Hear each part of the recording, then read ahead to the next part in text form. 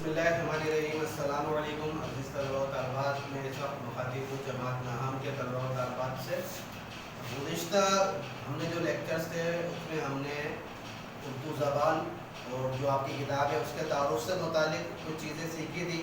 اس کے بعد ہم نے جو حمد کے نصاب میں اس کے جو شاعر ہیں مولوی محمد اسماعیل میرٹھی، ان کے حوالے سے کچھ باتیں ان کا تعارف کو دیکھا تھا، اور آج ہم انشاءاللہ ہم کو کوشش کریں گے کہ آج ہم پڑھ لیں۔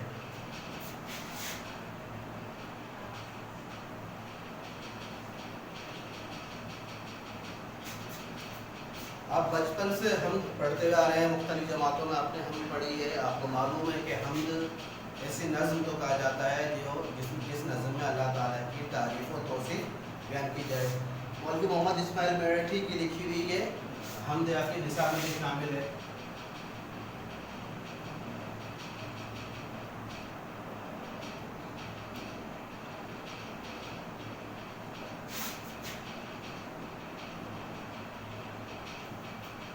شاعر کا تعارف افضل پڑھ چکے تھے، آج ہم نظم کو دیکھ لیتے ہیں۔ آپ اپنی کتابیں اپنے ساتھ رکھی دیجیے، میں ایک بار یہ نظم پڑھوں گا، اس کے بعد ہر شعر پر آپ انشاءاللہ اس کو بحث کریں گے۔ خدایا نہیں کوئی تیرے سوا، اگر تو نہ ہوتا تو ہوتا ہی کیا۔ تصور تیری ذات کا ہے محال، کسے یہ سکت اور کہاں یہ مجال۔ بنائی ہے تو نے یہ کیا خوب چھت، کہ ہے سارے عالم کی جس میں کھپت۔ یہ تارے جو ہیں آتے جاتے ہوئے، چمکتے ہوئے جگمگاتے ہوئے، چراغ ایسے روشن جو بن تیل ہیں، یہ تیری ہی قدرت کے سب کھیل ہیں۔ یہ لال و گور ہیں جو بکھرے پڑے، زمیں سے بھی ہیں ان میں اکثر بڑے۔ یہ قائم ہے تیری ہی تقدیر سے، بندھے ہیں باہم سخت زنجیر سے۔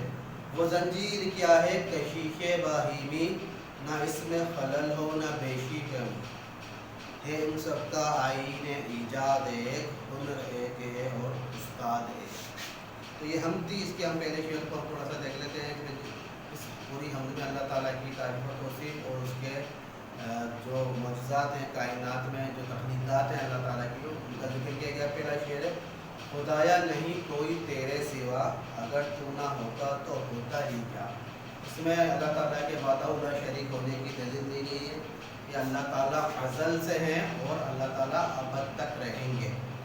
اور دوسری بات ہے، پوری کی پوری کائنات آپ کو معلوم ہے کہ اللہ تعالیٰ کی تخلیق کرتا ہے، چاہے اس میں چاند ہو، زمین ہو، سورج ہو، چرند ہو، پرند ہو، آسمان ہو، سیارے ہوں، ستارے ہوں، دریا سمندر، ہر چیز، نباتات، شجرات، ہر چیز اللہ تعالیٰ کی پیدا کرتا ہے اور اللہ تعالیٰ کی وہ تصویر بیان کرتی ہے۔ تو یہ سب اللہ تعالیٰ کے قرون منت ہے، اور اس کے اندر یہ کہا گیا کہ اگر تو نہ ہوتا تو ہوتا ہی کیا۔ یہ سب پوری کائنات کا وجود اللہ تعالیٰ کے وجود سے ہی مزین ہے۔ اللہ تعالیٰ اگر نہ ہوتے تو نہ کوئی کائنات ہوتی، نہ کوئی انسان ہوتے، نہ جنات ہوتے، نہ حیوانات ہوتے، نہ زمین و آسمان، کچھ نہیں ہوتے۔ صرف اللہ تعالیٰ کی ذات کے ہونے کی وجہ سے یہ ساری کائنات موجود ہے۔ اگلا شعر ہے، تصور تیری ذات کا ہے محال، کہ اسے یہ سکت اور کہاں یہ مجال۔ ہم اللہ تعالیٰ کی ذات کا تصور کر سکیں کہ اللہ تعالیٰ کی ذات کس طرح کی ہے، کیسی ہے، تو یہ ہماری ایک ادنا سا میں آنا ناممکن ہے۔ ہماری عقل محدود ہے اور اللہ کی تعالیٰ کی ذات کا احاطہ ہماری عقل نہیں کر سکتی۔ اور ہم کوشش بھی کریں اللہ تعالیٰ کی ذات کے کس کس پہلو کو ہم بروز لا سکتے ہیں، ہم سوچ سکتے ہیں، یہ ناممکن ہے۔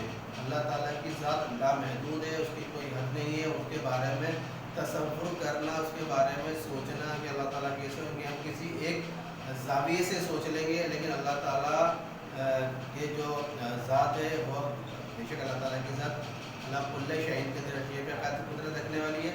تو ہماری یہ مجال ہی نہیں ہے، نہ ہماری یہ ہمت ہے، ہماری سخت ہے کہ ہم اللہ تعالیٰ کی ذات کے تصور کر سکیں، سوچ سکیں اللہ تعالیٰ کی ذات کے بارے میں۔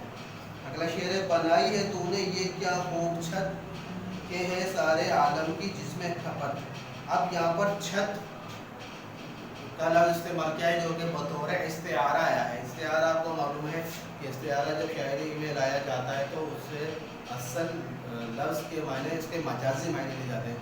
یہاں پر چھت سے مراد کوئی آپ کے گھر کی ایسی چھت نہیں ہے، बल्कि ये इस्तिआरा है, ये इशारा है आसमान की तरफ कि बनाइए तूने ये क्या खूब छत, क्या अल्लाह ताला ने हमारे सरों पर आसमान जो एक छत की मानिंद है उसको सजा दिया है, और खूबसूरत छत है, मुज़य्यन है वो सितारों से, चाँद से चमकती हुई है, दिन के वक्त रोशनी और सूरज से चमकती हुई है, इतनी खूबसूरत छत है।